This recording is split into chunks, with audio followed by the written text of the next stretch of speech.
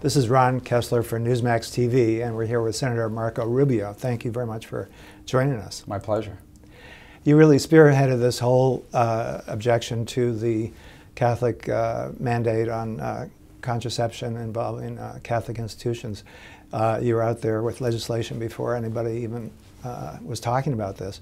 And now the administration and the Obama campaign are talking about some kind of compromise, or we'll discuss it with them. What do you make of that? Well, first of all, I think compromise is always good. The problem is this has to do with a fundamental right. And what are you going to compromise on? Having half of your fundamental constitutional rights? You either have your constitutional protections or you don't. You can't give someone half of their First Amendment rights. And that's what this issue is about. This is not about contraception. This is not about the Catholic Church. This is about whether the federal government of the United States should have the power to go in and require a religious organization to pay for something that the religious organization teaches against.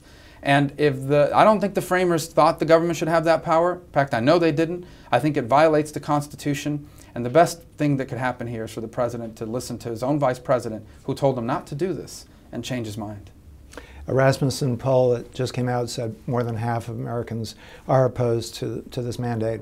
And of course that involves all religions, but especially Hispanics, who are, tend to be more devout Catholics, would be more opposed to this, I would think. How do you think this will impact Obama's reelection? Well, again, as I said, I really don't want this to be a political issue. It may ultimately become one because the president's trying to appease some people on the fringe left of his home party. But I don't want it to be a political issue. This is a constitutional issue. And I think most Americans would be offended at the notion that the federal government has the power to tell their churches what they have to do, that they have to actually pay for things that the church teaches against. You know, it's one of the basic principles, one of the founding principles of our country is the principles of religious freedom. And if we have an administration that starts ignoring that because they think that their ideas are more important than the Constitution, we're living in dangerous times. Even Chris Matthews said he was against it, as well as Senator Joe Lieberman.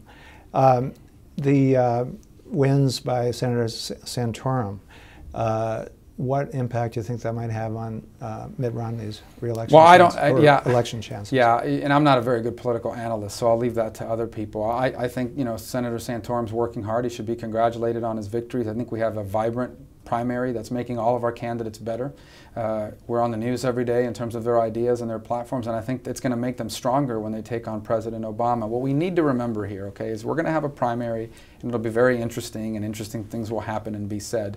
But in August, we're going to have a nominee, officially. And when we do, the choice that the American people are going to have is a very simple one. We can keep doing the things that Barack Obama has done over the last 4 years, for another 4 years, things that, by the way, have made everything worse. Or we can decide to go in a different direction. And I think that's not going to be a hard choice for the American people to make. So that's why I'm confident. And finally, turning to Iran, President Obama came in apologizing for America. He canceled the plans to have an anti-ballistic missile system in Poland that would have been a deterrent to Iran. And he's also created some distance between the U.S. and Israel. How much of an effect do you think that might have had on Iran's threatening posture? Well, I think initially in his presidency, the president came in with the belief that somehow some of these countries acted the way they did because we were mean to them. I think he's, over the year and a half in office, has realized that that's probably not the case. And now you've seen him take more aggressive stances in terms of sanctions and things of that nature. I always prefer our foreign policy to be nonpartisan. I never criticize the commander-in-chief on key issues because he has access to information most of us don't and makes difficult decisions.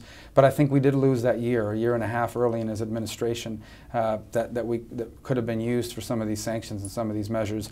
That being said, we have to deal with what we have now. And what we have now, I hope, is a unified bipartisan belief that what we need to impose on Iran in an international way, is crippling economic sanctions that are a consequence of their nuclear ambitions. And ultimately, as distasteful as it is, and I'm not cheering for it, I don't want it necessarily, but it may come down to that, is that we need to have every single option on the table, because the idea of a nuclear Iran is so catastrophic that there's virtually no price too high to pay to avoid it. This is Ron Kessler for Newsmax TV. Thank you so much for being with us. Thank you.